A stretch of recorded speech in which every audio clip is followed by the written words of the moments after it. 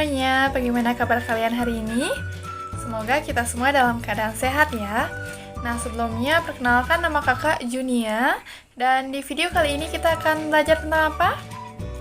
Ya, sesuai dengan judulnya, kita akan belajar tentang pesawat sederhana khususnya pada jenis katrol. Nah, setelah mencermati video ini, nantinya teman-teman diharapkan mampu untuk mendeskripsikan dan juga memahami bagaimana sih konsep kerja pada katrol, serta kita dapat mengetahui bagaimana penerapan katrol dalam kehidupan sehari-hari. Nah, dalam penyajian video ini juga nantinya akan disertai dengan beberapa contoh soal dan juga pembahasannya. Jadi, untuk lebih jelasnya, jangan lupa simak video ini sampai selesai ya. Pernahkah kalian mengambil air dari sebuah sumur dengan penimba air? Nah, bandingkan jika kita mengambil air tanpa alat penimba tersebut. Nah, kira-kira mana yang lebih mudah ya? Nah, tentunya yang memakai alat penimba akan terasa lebih mudah.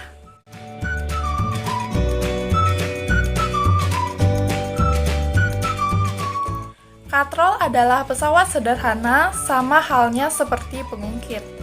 Nah, katrol mempermudah pekerjaan kita karena di dalam katrol terdapat titik kuasa, kemudian titik tumpu, dan juga titik beban.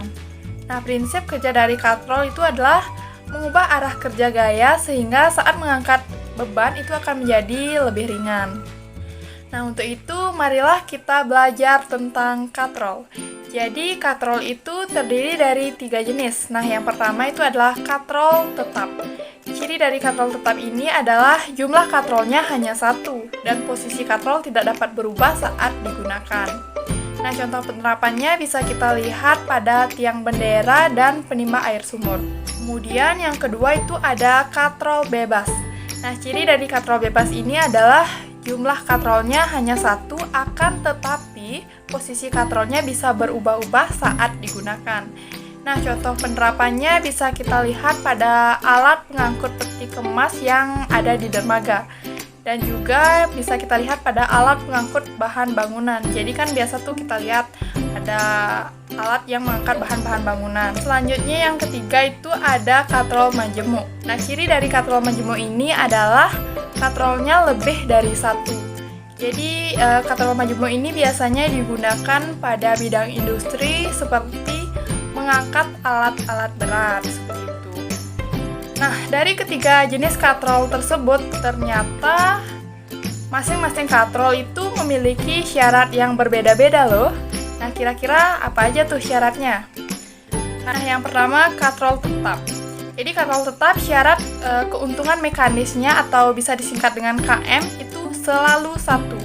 Jika W adalah arah beban dan F adalah arah gaya, maka kita dapat menghitung keuntungan mekanisnya dengan rumus W dibagi F. Nah, di sini ada contoh soal, teman-teman bisa perhatikan. Berat ember adalah 100 Newton. Berapakah gaya yang dibutuhkan untuk mengangkat ember tersebut? Nah, di sini kita dapat menghitungnya dengan rumus F sama dengan W dibagi KM. Sehingga kita peroleh 100 dibagi 1 dan hasilnya yaitu 100 Newton. Nah, jadi dengan menggunakan katrol tetap, untuk mengangkat beban seberat 100 Newton itu dibutuhkan gaya sebesar 100 Newton. Yang selanjutnya ada katrol bebas. Syarat keuntungan mekanisnya atau KM itu selalu 2. Ingat, selalu 2. Nah, jika W adalah arah beban dan F adalah arah gaya, maka kita dapat menghitung keuntungan mekanisnya dengan rumus W dibagi F. Nah, contoh soalnya bisa teman-teman perhatikan. Jika berat ember 100 Newton, berapakah gaya yang dibutuhkan untuk mengangkat ember tersebut? Nah, di sini kita dapat menghitungnya dengan rumus F sama dengan W dibagi KM, keuntungan mekanis. Yaitu kita masukkan 100 Newton dibagi 2, diperoleh hasil 50 Newton. Nah, jadi dengan menggunakan katrol bebas, untuk mengangkat beban seberat 100 Newton, dibutuhkan gaya sebesar 50 Newton. Nah, artinya dengan berat beban yang sama, ternyata akan terasa lebih ringan nih jika kita menggunakan katrol bebas dibandingkan dengan menggunakan katrol tetap, seperti itu.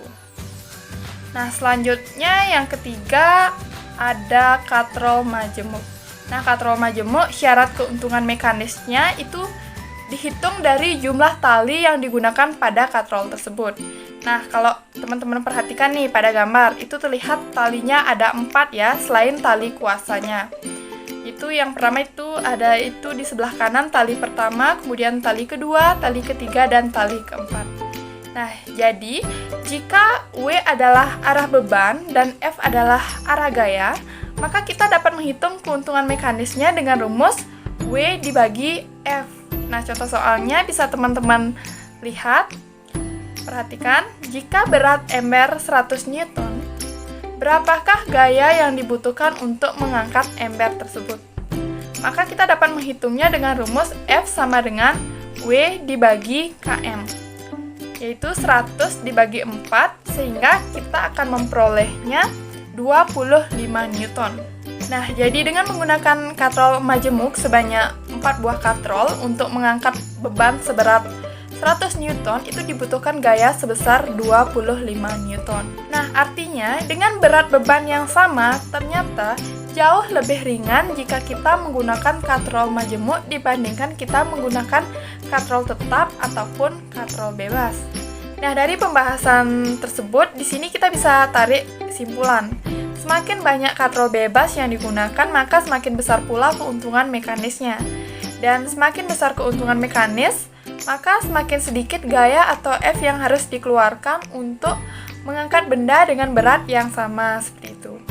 Nah, itu tadi pembahasan singkat kita tentang katrol, terkait katrol.